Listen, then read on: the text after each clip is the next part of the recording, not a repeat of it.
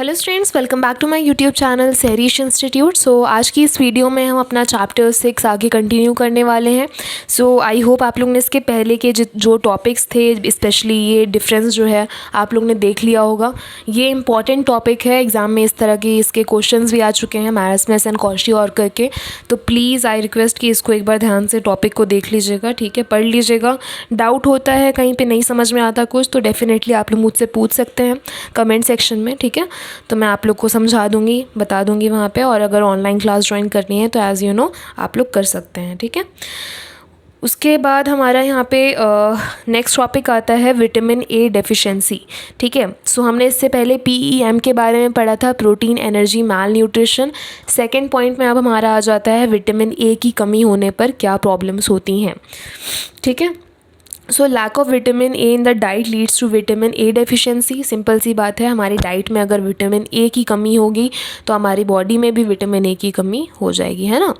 So sine and symptoms क्या हैं इसके, जैसे अगर इसकी कमियां होती हैं हमारी इस विटामिन की, अगर हमारी बॉडी में कमी होती है तो पहला साइन सिम्टम क्या है कि eye changes begin with the night blindness, that is inability to see when it is dark. If it is not threatened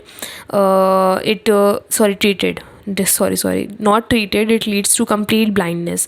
so basically आँखों में प्रॉब्लम होने लगती है अगर आप रात को देखने में तकलीफ़ होने लगेगी अगर इस विटामिन ए की कमी होती है आपकी बॉडी में, ठीक है। नाइट ब्लाइंडनेस हो सकती है, तकलीफ़ आँखों की बढ़ सकती है, ठीक है। और इसको अगर ट्रीट नहीं किया गया समय पर तो कंप्लीट ब्लाइंडनेस भी हो सकती है, ठीक है, मतलब पूरी तरह आँखों की रोशनी चली जाएगी। फिर सेकेंड पॉइंट है drying of the white portion of the eyes. So basically आपकी आँखों का जो वाइट पोर्शन होता है, सफ़ेद वाला एरिया, ठीक है, वाइट कलर का जो एरिया होता है वो आपका सूखा रहेगा, सूखापन फील होगा। वो कैसे पता चलेगा, आपको फील होगा कि ड्राई सी हो रही है, मूवमेंट में प्रॉब्लम हो रही है, ठीक है। सो बेसिकली क्या होता है, बहुत टाइम तक हम पानी नहीं पीते हैं, ठीक है, पूरा पूरा दिन निकल जाता है, फिर हम कई बार इस तरह की प्रॉब्लम से सफ़र हमें करना पड़ता है। तो जस्ट आप लोग खुद फील करेंगे जब हम पानी पीते हैं या बहुत टाइम के बाद, घंटों के बाद पानी पीते हैं तो हमारी आंखों में सडनली पानी आता है ना। तो वो क्या है, एक तरह से डेफिनेटली आपकी बॉडी में पानी की कमी है, आपको टाइम टू टाइम अपनी बॉडी को पानी देने की ज़रूरत है ना। फिर थर्ड पॉइंट है increase rate of infections specially of the respiratory system. आपका जो रेस्पिरेटरी सिस्टम होता है, ठीक है, पता होगा आप लोगों को पूरा रेस्पिरेटरी सिस्टम, इसमें हमारा पूरा लाइक छाती के जितने भी पार्ट्स होते हैं, हार्ट, लिवर, लंग्स, सारी चीज़ें कवर होती हैं, ओके। सो उसमें जो है इन्फेक्शंस हो सकते हैं, ठीक है। तो एक विटामिन ए की कमी होने पर इस तरह के प्रॉब्लम्स से आपको सफ़र करना पड़ सकता है, ठीक है। फिर उसके बाद थर्ड पॉइंट हमारा आ जाता है एनीमिया। अच्छा, जितनी भी चीज़ें मैं आप लोग को यहाँ पे बता रही हूँ पॉइंट वाइज, जस्ट ट्राई करिए कि इसको ध्यान से समझिए। अगर आप लोग अपनी ओन लैंग्वेज में इसे लिख सकते हैं, that's best thing to do, कि अगर आप लोग इसको अपने ओन लैंग्वेज में नोट्स बनाएं तो आपके एग्ज़ाम की बेस्ट प्रिपरेशन होगी, ठीक है। तो कोशिश करिए, क्योंकि कई बार ऐसा होता है कि लाइक आपको समझ में आ जाता है, चैप्टर पता है, उसमें क्या क्या बताया गया, सारे टॉपिक्स पता हैं, लेकिन जब लिखने की बारी आती है तो वहीं पर सारा काम ख़राब हो जाता है ना। क्योंकि लिखने में, सुनने में, समझने में बहुत फ़र्क है। सुन रहे हो आप, चैप्टर समझ में आ रहा है, लेकिन लिखने के टाइम पे आप लिख नहीं पा रहे हो, उसको बता नहीं पा रहे हो, तो वहीं पे सारी चीज़ आपकी ज़ीरो हो जाएगी।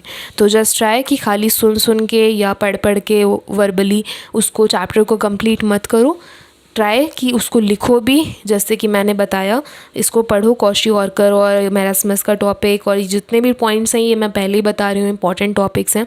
इसके बीच में से क्वेश्चन डेफिनेटली आता है, एक एक दो मार्क्स का भी आता है और पूरा एक्सप्लेनेशन भी मांगा जाता है, ठीक है। तो ट्राई करिए कि इसको ध्यान से समझिए और लिखने की भी कोशिश करिए। फिर थर्ड पॉइंट हमारा आ जाता है एनीमिया। सो एनीमिया क्या है, anaemia means low level of haemoglobin in the blood. So हमारे खून में हीमोग्लोबिन की कमी होना, ठीक है। Haemoglobin is the red pigment in the blood and it help in carrying oxygen to the different part of the body. So haemoglobin क्या होता है, हीमोग्लोबिन हमारे खून में रेड पिगमेंट होता है, ठीक है। उस रेड पिगमेंट का क्या काम होता है कि हमारी बॉडी में ऑक्सीजन लेकर, मतलब वो रेड पिगमेंट है, वो हमारे बॉडी को ऑक्सीजन कैरी करता है, ठीक है, उठाता है, और वो ऑक्सीजन का सामान ढोता है और हमारी पूरी बॉडी में फैलाता है हर तरफ ले जाके, ठीक है, सिंपल सा। तो वो एक तरह से कमी जब हो जाती है तो डेफ़िनेटली हमारी पूरी बॉडी में वो हीमोग्लोबिन रेड पिगमेंट की कमी हो गई है, ऑक्सीजन पूरी बॉडी में फैल नहीं पाएगा, तो डेफ़िनेटली प्रॉब्लम होगी, है ना। तो haemoglobin level decreases when iron is deficient in the diet. और हीमोग्लोबिन की पूर्ति कैसे किया जाए या उसे बैलेंस में कैसे रखा जाए, आयरन वाली चीज़ें ज़्यादा खाइए, ठीक है। या अगर आपको लगता है कि सब कुछ बेटर है, सब कुछ ठीक चल रहा है, तो बैलेंस में लीजिए, ठीक है। कमी है तो थोड़ा ज़्यादा लीजिए, उसे ज़्यादा कंज्यूम करिए। सो आयरन की कमी होने के बाद जो है इस तरह की प्रॉब्लम, हीमोग्लोबिन की कमी की प्रॉब्लम देखी जाती है। In other words anaemia is cause due to the deficiency of iron. So simply अगर बोला जाए तो एनीमिया जैसी बीमारी, एनीमिया जैसी प्रॉब्लम कब होती है, जब हमारी बॉडी में आयरन की कमी होती है, ठीक है। सो आयरन की कमी होगी तो हीमोग्लोबिन इफेक्ट करेगा, ठीक है। वो रेड पिगमेंट जो ऑक्सीजन कैरी करके हर तरफ हमारी बॉडी में जा रहे थे वो नहीं हो पाएगा, उसकी कमी हो जाएगी, जिसकी वजह से हमें एनीमिया जैसी बीमारी हो जाएगी। सिंपल, समझ में आ गया, है ना। So in other words, anemia is caused due to the deficiency of iron. Anemia can also be caused when there is a lack of folic acid and vitamin B12 in the diet. और anaemia सिर्फ iron की कमी से नहीं, साथ ही साथ आपकी body में फॉलिक एसिड और विटामिन B12, ठीक है, इनकी कमी से भी आपको एनीमिया जैसी प्रॉब्लम हो सकती है, ठीक है। मेन प्रॉब्लम आपकी आयरन की कमी से है, और इसके अलावा अगर फिर भी प्रॉब्लम होती है, दैट मीन्स कि आपकी बॉडी में फॉलिक एसिड, ठीक है, और विटामिन B12 की कमी है। ऑलराइट, इसके सोर्सेज क्या क्या हैं, क्या खाने से पूरा होगा, वो आप लोग सर्च आउट करके देख सकते हैं। यहाँ मैंने और भी चैप्टर्स में आपको एक्सप्लेन करा है, जिसमें जैसे स्पेशली मील प्लानिंग वाला चैप्टर है, उसमें आपको पता चल जाएगा, ठीक है। उसमें फूड ग्रुप का एक टॉपिक है जिसमें सारी न्यूट्रिएंट्स और उसके क्या क्या सोर्सेज हैं, क्या खाने से क्या न्यूट्रिएंट्स मिलेंगे, वो सारी चीज़ बताई गई है। अगर आप लोग लाइन वाइज चल रहे हैं, डेफिनेटली आप लोग ने वो वीडियो देखा होगा, है ना। सो अब इसके साइन एंड सिम्टम्स देख लेते हैं। जैसे पहला है जनरल बॉडी वीकनेस, आपको बॉडी में कमज़ोरी फील होगी। The person complains of tiredness and breathlessness, आपकी सांस फूलेगी, बहुत जल्दी थकावट फील होने लगेगी, ठीक है, वीकनेस महसूस होगी। इस तरह के साइन सिम्टम्स हैं। लॉस ऑफ एपेटाइट, आपकी भूख मर जाएगी, भूख ज़्यादा नहीं लगेगी, ठीक है। Paleness of tongue, white portion of I and nail beds, ठीक है। तो मतलब एक तरह से आपको मतलब टंग पेलनेस जैसी प्रॉब्लम होगी। वाइट पोर्शन जो आपकी आँखों का है वो इफ़ेक्ट करेगा, डिस्टर्ब होगा। Feeling of being pricked with pins and needles on the finger and toes, आपकी उंगलियों में और पैर के मतलब उंगलियां जो होती हैं, ठीक है, तो उसमें आपको ऐसा लगेगा कोई जैसे सुई चुभा रहा है, इस तरह का महसूस होगा। मतलब पिन सी लगेगी आपको, जैसे कोई सुई सी चुभा रहा है अंदर से, ठीक है, तो इस तरह का महसूस होने लगेगा। और brittle and spoon shape nails, मतलब कि जो आपके नाखून हैं, नेल्स जो हैं आपके, वो थोड़े चपटे चपटे से हो जाएंगे, ठीक है। मतलब वो नाखूनों में भी आपको चेंजेस दिख जाएगा अगर इस तरह की कमियां, विटामिन B12, फॉलिक एसिड या आयरन की कमी होती है, ठीक है। मतलब ओवरऑल अगर आपके बॉडी में एनीमिया जैसी प्रॉब्लम अगर होती है तो। और हाँ, सिक्स पॉइंट है कि the capacity of a person to work decreases considerably. तो बेसिकली आपकी काम करने की क्षमता भी कम हो जाएगी। डेफिनेटली अगर आपको वीकनेस फील हो रही है, बहुत जल्दी आप थक रहे हो या सांस फूल रही है, ठीक है, या आपकी उंगलियों में सुई सी चुभ रही है, आँखों का वाइट पोर्शन डिस्टर्ब हो रहा है, बहुत सारे इस तरह के सिम्टम्स अगर आपको दिखते हैं तो डेफिनेटली आपको एनीमिया जैसी प्रॉब्लम है, ठीक है। तो उसका आप इलाज करा सकते हैं। उसके बाद हमारा नेक्स्ट पॉइंट आ जाता है iodine deficiency. Iodine is an important component of thyroxine hormone. This hormone control most of the metabolic process of the body. तो थायरोक्सिन हार्मोन एक तरह से इसका इम्पॉर्टेंट कंपोनेंट है आयोडीन का, ठीक है। क्या है ये? जैसे iodine deficiency is most commonly seen as goitre in adult and cretinism in younger children, ठीक है। मतलब अगर यंगर बच्चों में, छोटे बच्चों में देखा जाता है तो उसे क्रिटिनिज्म बोला जाता है, और अगर एडल्ट्स में देखा जाता है, बड़ों में देखा जाता है तो उसे गॉइटर बोलते हैं, ठीक है।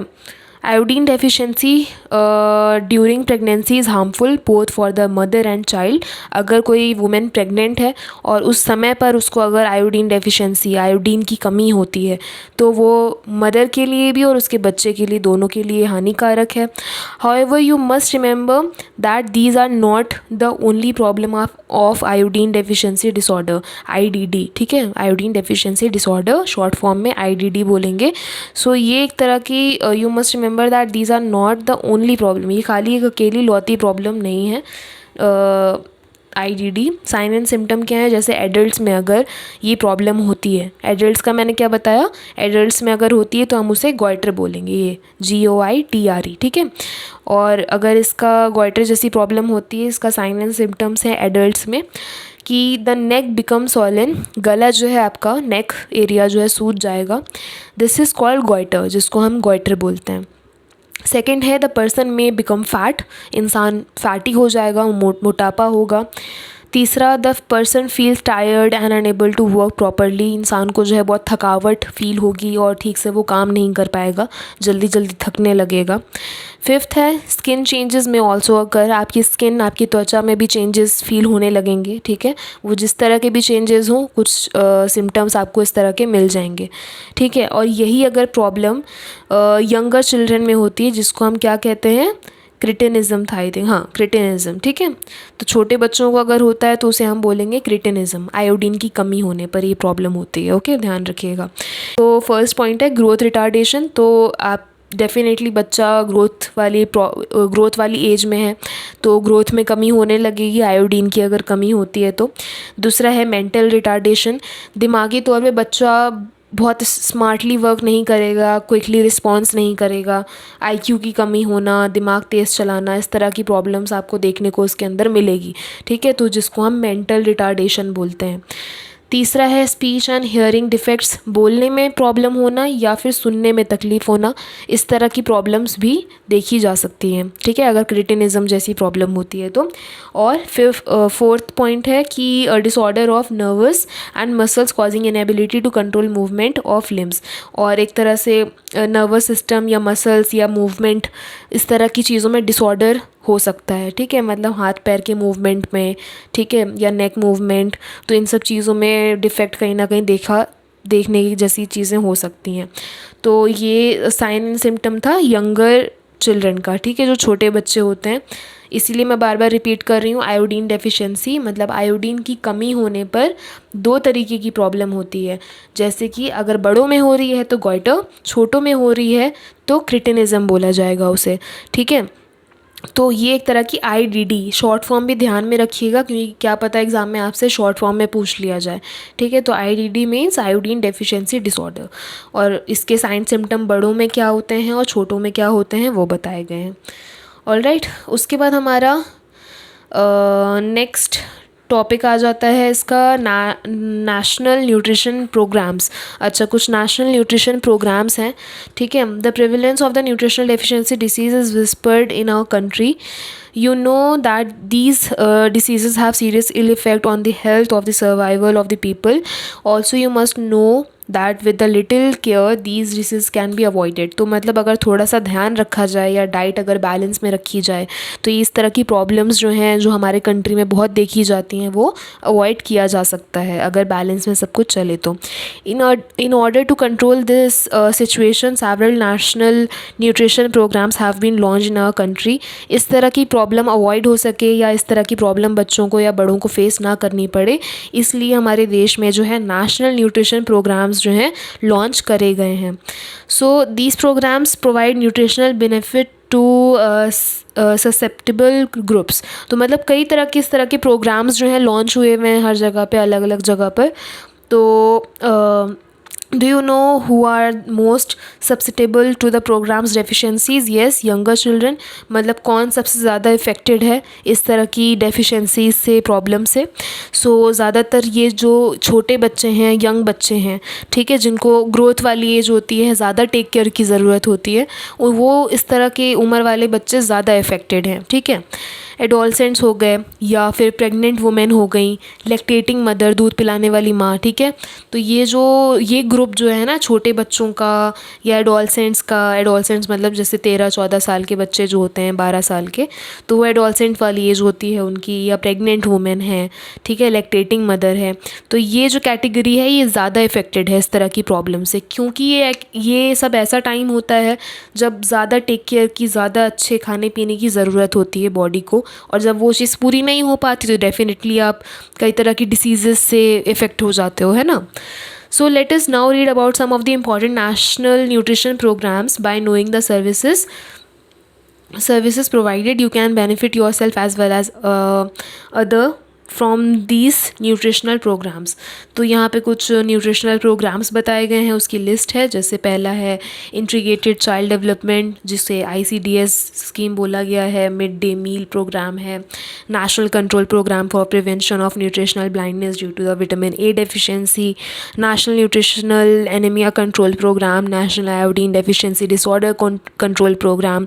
तो ये एक तरह से जस्ट लाइक आप लोग नॉलेज के लिए पढ़ सकते हैं, बट इससे रिलेटेड एग्ज़ाम में अभी तक जितने भी ऑनेस्टली मैंने क्वेश्चन पेपर देखे हैं इस तरह के क्वेश्चंस नहीं आए हैं, ठीक है। सो जस्ट नॉलेज के लिए आप लोग इसे देख लीजिएगा। बाकी आई सजेस्ट कि इस टॉपिक को अवॉइड ही किया जाए, इग्नोर किया जाए, ठीक है। नॉलेज के लिए आप लोग ज़रूर पढ़ सकते हैं इसे। जैसे जैसे ये 5 पॉइंट्स हैं, ऐसे डिटेल में एक्सप्लेन करके बताया गया है, ठीक है। जैसे ICDS स्कीम क्या करेगी, ठीक है, इसके पैकेज प्रोवाइडेड क्या प्रोवाइड करते हैं ये, और मिड डे मील MDMP क्या होता है, उसमें क्या क्या किया जाता है। तो ये जस्ट नॉलेज के लिए आप लोग इसे देख लीजिएगा, ठीक है। हम लोग आगे बढ़ते हैं। अच्छा ओके, फाइनली हमारे चैप्टर ही ख़त्म यहाँ पे, दैट्स गुड। तो ये सही है, आप लोग इसको जस्ट लास्ट टॉपिक जो आप लोग का है एक बार रीड कर लीजिएगा। कहीं पे डाउट होता है तो आप लोग डेफिनेटली पूछ लीजिएगा, मैं इस टॉपिक के बारे में आप लोग को समझा दूँगी, ठीक है। और अगर आप लोग को ऑनलाइन क्लास ज्वाइन करनी है तो एज़ आई टोल्ड यू आप लोग ज्वाइन कर सकते हैं। स्क्रीन पे दिए गए नंबर पे मुझे व्हाट्सएप कर दीजिएगा, इसके आगे की जो भी डिटेल्स है मैं आप लोग को समझा दूँगी। और अगर आप लोग चैनल पे न्यू हैं तो चैनल के साथ फटाफट से जुड़ जाइए, चैनल को सब्सक्राइब कर लीजिए, एंड सब्सक्राइब बटन के बगल में ही बेल आइकन है तो उसे ज़रूर से क्लिक कर लीजिएगा, ताकि जब मैं वीडियोज़ डालूँ तो आप तक जो है मेरी वीडियोज़ के नोटिफिकेशन पहुँच जाएँ। एंड वीडियो पसंद आया हो तो प्लीज़ लाइक करिएगा और भी स्टूडेंट्स के साथ शेयर करिएगा। मिलते हैं नेक्स्ट चैप्टर में, तब तक के लिए stay safe, stay healthy, and thanks for watching.